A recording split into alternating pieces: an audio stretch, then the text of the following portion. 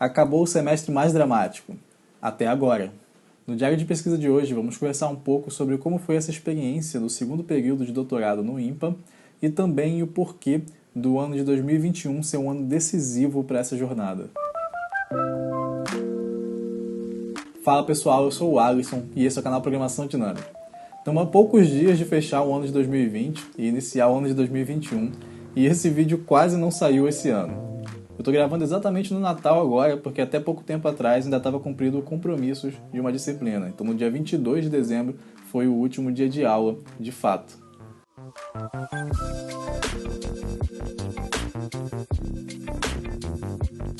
Essa foi uma situação atípica, mas acredito que esse ano de 2020 ele foi atípico para todo mundo, né?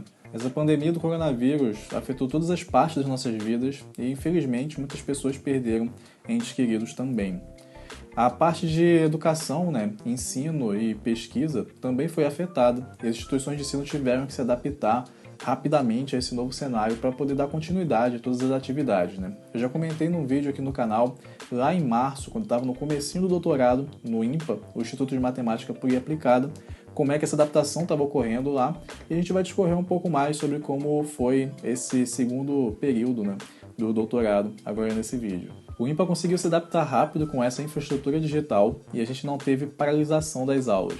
Então esse período agora de agosto até dezembro, né, a gente teve aulas completamente remotas, inclusive isso permitiu que as aulas fossem abertas, né, para um público maior, pessoas que não poderiam estar presencialmente aqui no Rio de Janeiro, onde fica o IMPA, para poder assistir às aulas. Então, apesar das dificuldades, teve essa oportunidade interessante de mais pessoas poderem participar dos cursos e tiveram alguns cursos com uma adesão muito grande, né, com centenas de alunos até. Lá no começo de agosto eu publiquei um outro vídeo falando sobre as expectativas para esse período e inclusive comentando que eu seria o monitor da disciplina de Ciência de Dados Aplicada, que foi uma das disciplinas que recebeu realmente centenas de alunos interessados, mas que infelizmente, devido a problemas pessoais do professor e indisponibilidade de outro professor para substituí-lo, a disciplina teve que ser cancelada. Esse foi um dos fatos dramáticos do período, que eu acredito que tenha gerado uma frustração em várias pessoas. Teve muita gente que veio me procurar nas redes sociais para perguntar, né, o que tinha acontecido, ter alguma forma de detalhe maior. Mas, infelizmente, é o tipo de coisa que está fora do nosso controle e a gente tem que seguir, né?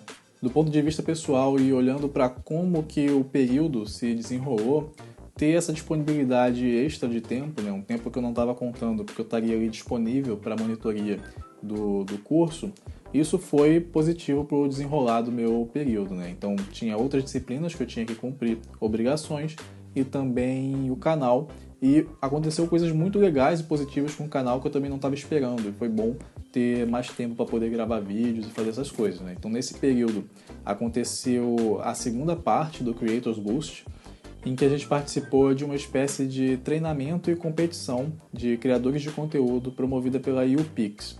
Então esse foi um evento muito interessante, muito marcante, que estava rolando em paralelo ali com o doutorado, né? E nós, do Programação Dinâmica, eu e a Kizzy, a gente se apresentou no YouPix Summit, um grande evento de marketing de influência, e a gente venceu a competição de pitch dos criadores. Isso foi muito positivo para o canal, isso trouxe uma boa visibilidade para a gente e também grandes oportunidades que a gente está colhendo até o momento, né? Então teve todo esse lado que foi bem bacana e foi positivo ter esse tempinho extra para se dedicar ali e poder dormir também, né? Então, paralelamente a isso, eu tive um pouco de dificuldade esse período para selecionar as disciplinas. Então, eu não sei se, de repente, o fato de a gente estar na pandemia, estar tendo esse modelo, essas questões de adaptação natural, né? Se isso, de repente, prejudicou um pouco a oferta de disciplinas. De repente, algum professor pode não ter querido ofertar uma disciplina agora, esperando um pouco para ver como é que seria no próximo período.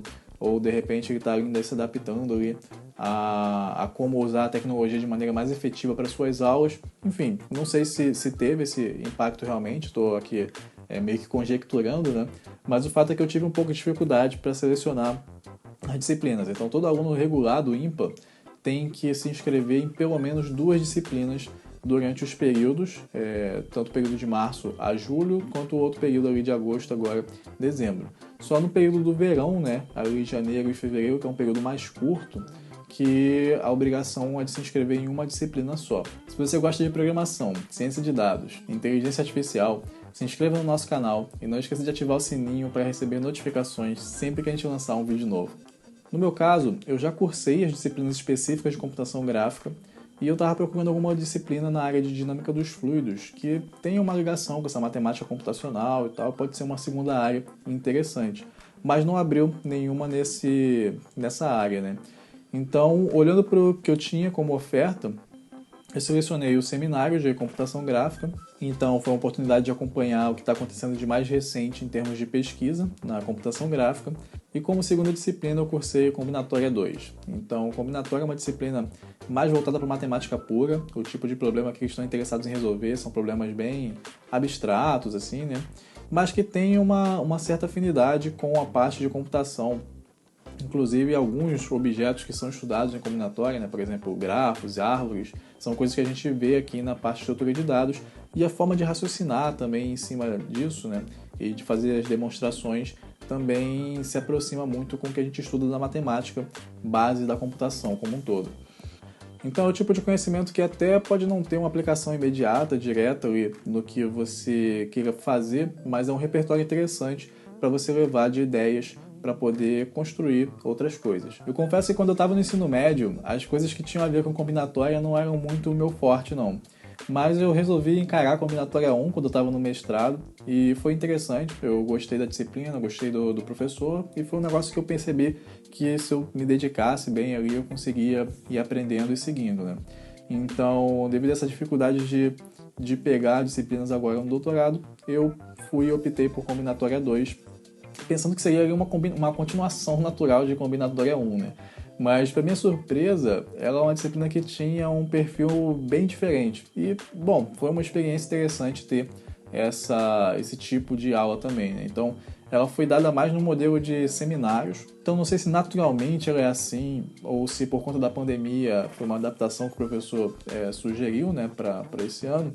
Mas o fato é que a cada semana a gente tinha 2 seminários tratando de assuntos bem recentes de pesquisa na área. Então havia um grupo de pesquisadores aos quais nós, alunos do IMPA, nos unimos ali nessa disciplina e como requisito dessa disciplina nós deveríamos então participar desses seminários, inclusive nós mesmos apresentarmos alguns seminários sobre tópicos de nosso interesse ali de combinatória, né?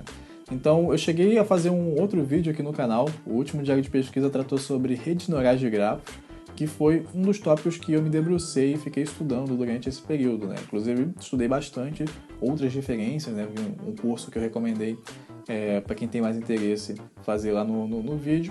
E então, um dos tópicos que eu apresentei lá foi um tópico até bem diferente do que as pessoas estavam olhando, mas que elas também viram como uma oportunidade de repertório, né? De ver o que as pessoas estão fazendo e como que elas podem assimilar alguma ideia dali. Então teve essa parte de redes neurais de grafos que foi bem interessante, foi uma maneira que eu consegui fazer convergir o assunto, a oportunidade e algo que eu posso, de repente, vir a aproveitar diretamente na minha pesquisa.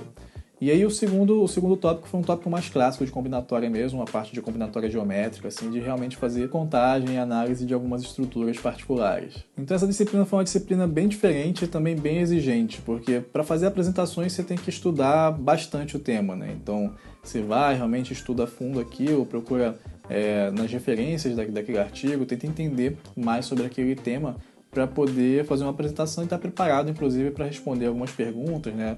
Levar algo que seja interessante. Então, você acaba realmente estudando bastante sobre tópicos em particular.